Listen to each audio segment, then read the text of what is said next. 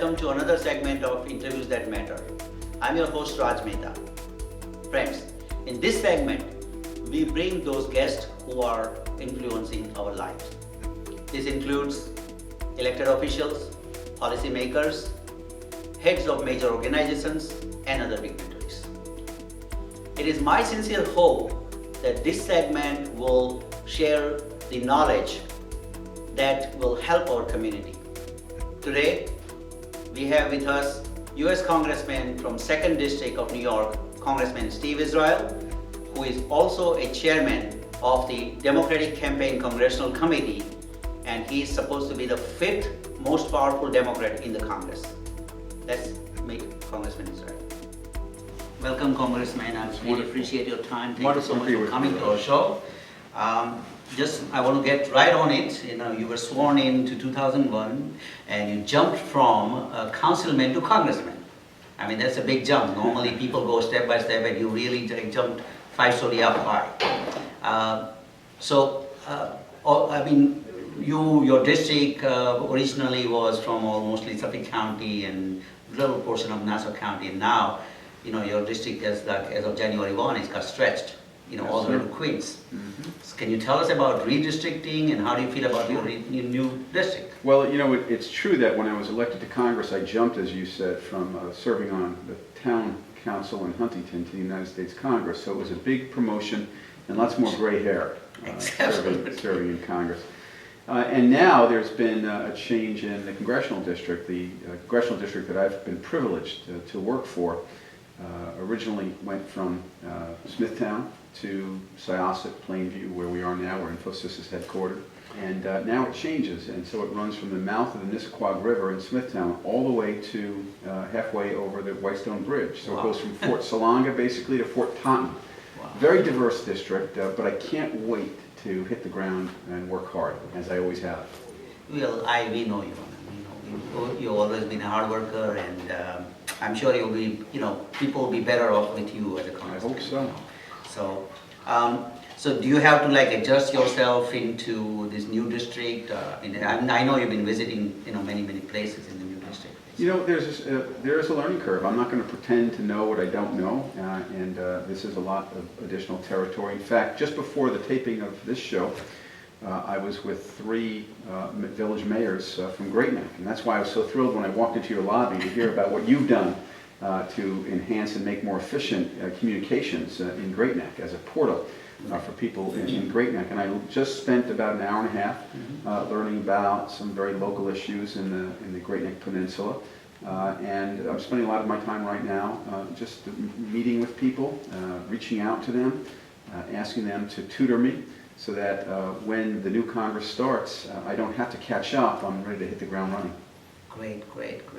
And in 93, you still became a councilman, Huntington Town Councilman. So what motivated you to really get into politics? Solutions. I was an entrepreneur. I had a small business. Okay. And when I ran my business, I knew that there was never any, that it was not about moving my business to the left or moving my business to the right. No ideology in running a business. You run it like a business. Mm-hmm. And so I always try to bring into my service in government the spirit of entrepreneurship and innovation. Mm-hmm. Not blaming different people, but trying to get people together to solve problems. And that's what I've tried to do with respect to veterans, with respect to taxes, mm-hmm. with respect to environment, enhancing education, and valuing the businesses that are the spine of our economy, and that's mostly small businesses. So I've tried to bring that kind of entrepreneurial, business-like approach to Congress. Not easy, but I think it's important. Well, I think it's very important because you got at the end of the day you got a P&L, profit and loss, right? Mm-hmm. Whether it's government or a small business, same thing. Exactly. You have been in Congress since 2001, and you have really, stepped up a lot in Congress, meaning that in short span of time, you have succeeded a lot in my mind, because I know you're wearing multiple hats. Now you're also chairman of, DCCC, which is, Democratic Congressional Committee. And obviously you're the 5th highest ranking Democrat in the Congress. Who are 4 others? Well, The leader of the Democratic caucus is Nancy Pelosi. She is the Democratic leader. Steny Hoyer is the Democratic whip, person that we call a whip. Republicans have a whip, Democrats have a whip. Jim Clyburn from South Carolina, a congressman from South Carolina, is the assistant leader. Congressman John Larson is the chairman of the Democratic caucus, and I chair the Democratic Congressional Campaign Committee. There are many other people in leadership, and we all bring our own unique view. What I love about being in the leadership, Raj, is that I have a seat at the table where fundamental decisions are being made. And so I'm able to advocate for small businesses and middle-class families in my district at the highest levels, whether it's sitting in the Democratic leadership in Congress or sitting with the President of the United States in the Oval Office. I now have the ability to fight for the people I represent, and I love every minute of it. Well, that definitely helps our district anyway. So that's great, and at least good to know that, for our viewers also. In like all these Congress for 11 years almost, and what were your most accomplishment or successes that you would call it? Well, I think that there are quite a few. I think the thing that I'm most proud of is the work that I've done on behalf of our veterans. Okay. We've secured about $5.5 million in back pay for veterans who serve this country in wars and conflicts around the world. They fought in World War II, in Korea, in Vietnam. They came home with injuries that the federal government didn't take care of, didn't provide them with the pay that they deserved for their injuries. And what I love hearing more than anything else when I'm out in the community is somebody coming up to me saying, Mr. Israel, I may not agree with you on a certain vote, but you opened up doors for me. You got me the back pay that I deserved. You got me the medal that I never had. And that's really one of the achievements that I put that I have the most pride in. The other thing that I've been working on is trying to just help middle-class families. The New York Times said that I have been a leader in understanding and trying to solve the anxieties that middle-class families have on Long Island. And I have a disagreement with President Obama on tax cuts, for example.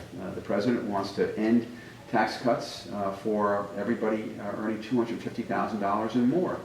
He says that $250,000 makes you rich. Well, $250,000 may make you rich in some areas of the country, but not on Long Island. Exactly. And so I've been working relentlessly to adjust the tax code so that when you're living in a high cost of living area like Long Island, you get more relief in your federal taxes. And challenges that you faced? Oh, there are so many challenges right now. There are deep economic challenges. There are challenges to small business. There are challenges in tax policy, challenges in foreign policy, Iran, what's happening in Syria.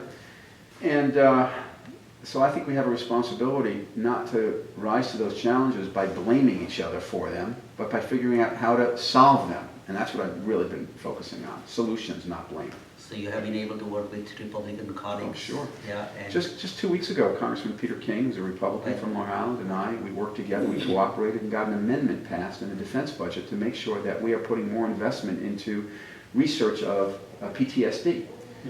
We just had a really devastating statistic. One veteran commits suicide every 18 minutes in this country. Wow. That's just staggering and unacceptable. Many of those veterans are coming back from war with mental illness, post-traumatic stress disorder, traumatic brain injury, mild traumatic brain injury. We have an obligation, if we're going to send them into a dangerous place, to take care of them when they come home. And Peter King and I worked together to get an amendment through the Department of Defense budget, to make sure that those veterans are being taken care of, that we're researching them, we're researching PTSD, that we're providing treatment. I wasn't interested in just doing this as a Democrat and being able to blame Republicans for not doing it. I don't think Peter King was interested in just sitting back and letting me do it without doing it. We worked together to get that passed. There can be bipartisan cooperation in Washington if there's the will to do so. Well, I think that's a music to many people's ears. I hope so. That's very important. It shouldn't be right music, now. it should be the mantra. It should be what we're all about. That is absolutely true. We are going to take a short break, Congressman, and we'll be right back.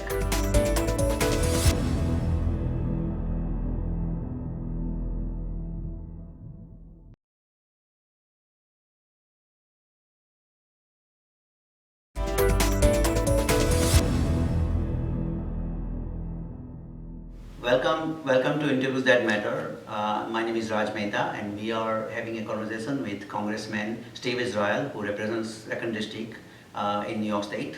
Congressman, welcome. Sir. Thank you. You have gone to India for a trip. Mm-hmm. I mean, I'm very interested, and our viewers are very interested about your trip.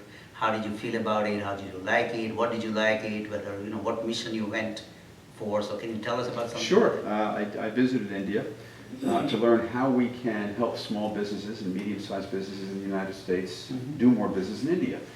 India is a critically important market. It is growing a middle class.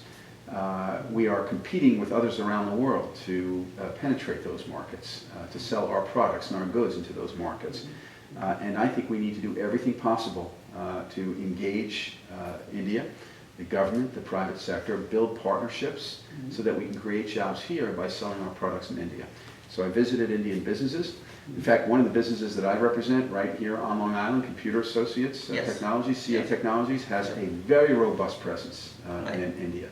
And so I went to learn what we can do to promote U.S. products in India and to develop closer business-to-business cooperation between Indian businesses and American businesses. What prompted you for this trip? I mean, anybody? Well, I've always, first of all, I've been privileged to represent a community that has a very robust presence by South Asian Americans. And so I've learned just coming here, I mean, visiting you very early on as a member of Congress and learning about your own experience and your own vision for growing a business on Long Island prompted me to think more about how we can expand our economic ties abroad. When we help you make money abroad, we are helping our economy at home, and that's why I went. I'm sure that, now let me ask you a very different question. Sure. What kind of food you like? You like food in India or food here? Indian food here? Well, that's a great question. Not only am I bipartisan, but I'm biculinary. I love to eat, and I enjoyed my culinary experiences in India. But I have to say, I am very partisan and very partial about one thing, and that's Long Island pizza. Oh, okay. Long Island pizza and Long Island bagel. I've become the ambassador to the world for Long Island pizza places and Long Island bagel places. Wow, interesting. Yes. Interesting. What is your favorite Indian dish? Oh, my favorite Indian dish? Yeah. Oh, that's a very good question. I like anything spicy. Okay. And I used to frequent a restaurant that unfortunately closed down on Jericho Turnpike in Huntington called Sitar. Sitar, right. Dear friends of mine who opened up a new restaurant in New York City called Prana. So they had Sitar. I used to go there all the time, and I used to tell them, they knew that the spicier the better. Okay. I wasn't satisfied unless I broke out into a sweat.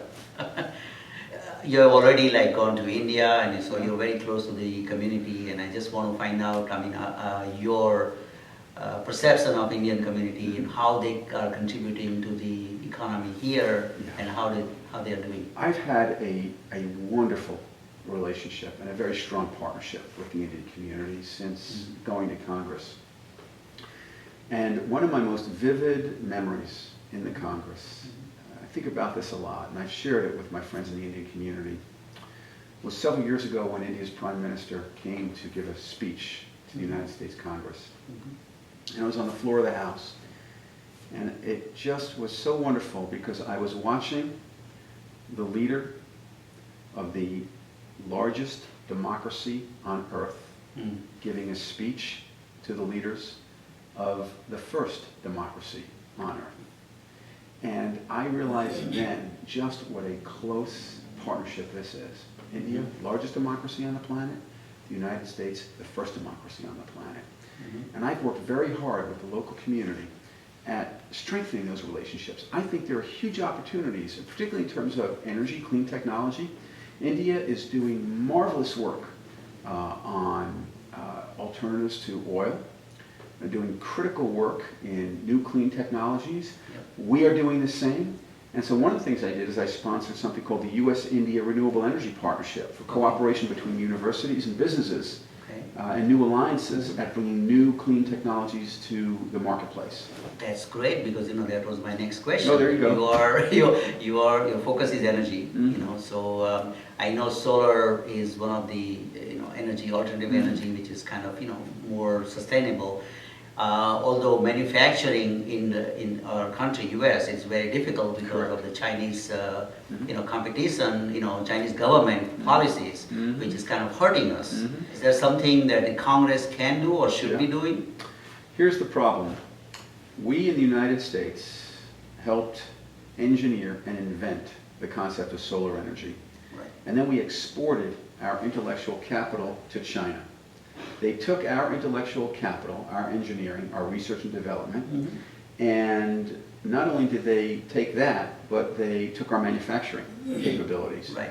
And so what good is putting solar panels all over when they're actually made in China, not in the United States? Yep.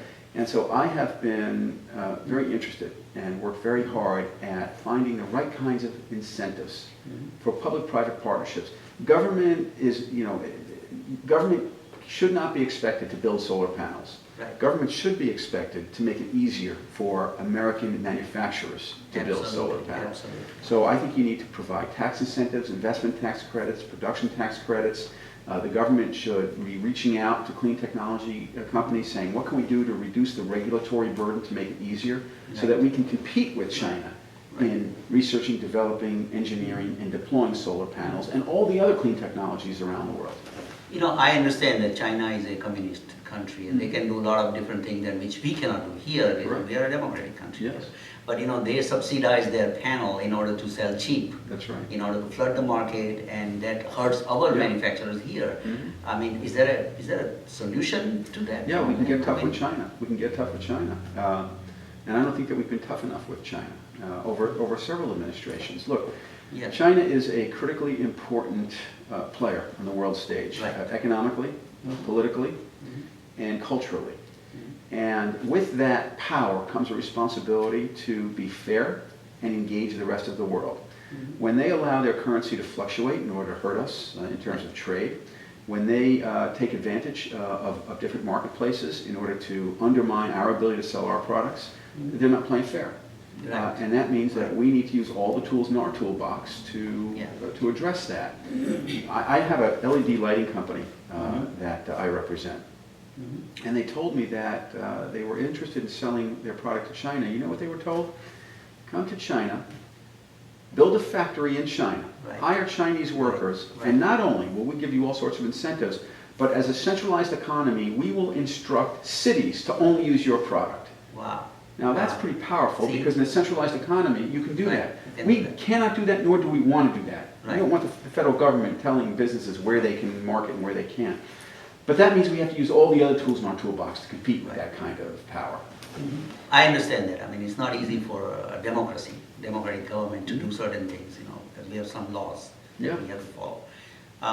Now let me come back to the presidential election this year. Obviously, President Obama is running again for next term, and then also Mitt Romney is going to be on Republican side. What would be your advice to them? What should be their message for that so that they be successful? Well, I'm not in the business of being a political consultant to the president or to Mitt Romney, and if I was, I can promise you Mitt Romney wouldn't take my advice. But I think candidates have an obligation, a fundamental obligation. If you're running for president, tell people who you're for, what you stand for. One of my criticisms of Governor Romney is he tells everybody what he's for, and sometimes what he's for sounds like what he's against. When he was a candidate for governor of Massachusetts, he ran as a progressive. He said he was to the left of Ted Kennedy on some issues.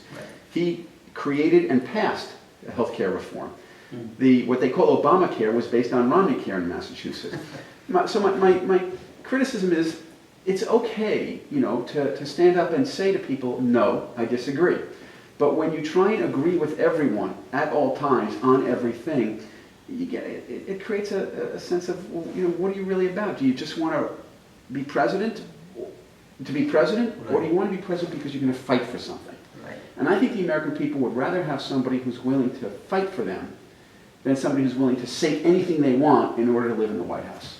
Now, this November, you're also running Mhm. as a congressman, and obviously now it's all the rest of the district, which is new district, Mhm. will be voting for you. Yeah. What would be your message to them? Like, many of the people who may not know you at Mhm. this time.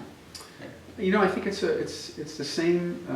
My message doesn't change whether it's what you should say if you're running for president or my own campaign. I'm going to talk about my relentless fight for the middle class in this country. Mm-hmm. America has always been at its strongest when the middle class was most prosperous and most stable. Under the policies of my colleagues on the other side of the aisle, the middle class has taken it on the chin. Home values have plummeted. Middle class lost 40% of its wealth under those policies that favor tax cuts for billionaires and millionaires while the middle class continues to struggle. So I'm going to continue talking to people about what we need to do, what kind of solutions are there in order to rebuild the middle class, reinvest in the middle class, make it easier for people to go to college, make it easier for people to get the training they need to work in manufacturing. How do you rebuild the middle class in this country? Because whenever this middle class was most secure, the country was safer and more prosperous. Right. What would be your future plan? When would we see President Israel? If it's the I mean, president of the local 2016, PTA, 2020? maybe, no. I really do pride myself, Raj, on, I think it's possible. well, I don't, and here's why. I pride myself on waking up every morning thinking about the people I represent and going to bed every night thinking about the people that I represent and spending every waking hour between those two times thinking about the middle class and veterans and solving problems. And I don't want to quit thinking about anything other than those things. But, that will also, like, if you are a president, right, it will help more to them. You will be able to help them more, right? Yeah. So I think you should worth considering. You know what I love? Well, thank you. I appreciate it. But I just love walking. I just came from a diner where somebody was eating and waved at me and called me over and talked about the fact that they had seen me in the event last weekend. And I love local. I really do. I love being a town councilman. I love being a congressman. But I love being a congressman focused on local issues and my neighbors, and not having to worry about, first of all, the amount of money that Mitt Romney, President Obama, the amount of money they have to spend, the time that they have to spend raising that money would drive me crazy. Well, see, sir, you have really gone on very fast in the Congress. So, I always see as a potential. Once you are running as a president, you are a very smart congressman, so obviously, there's a lot of value there. I'm very flattered and very honored by your endorsement, but as was once said by another figure in American history, if nominated, I will not run, and if elected, I will not serve. Well, thank you so much for joining us today, and really appreciate your time. Thank you so much for joining us, and if you have any questions or comments, you may email me at rajmitv@gmail.com. Again, that's rajmitv@gmail.com. We'll see you next time. Until then, bye.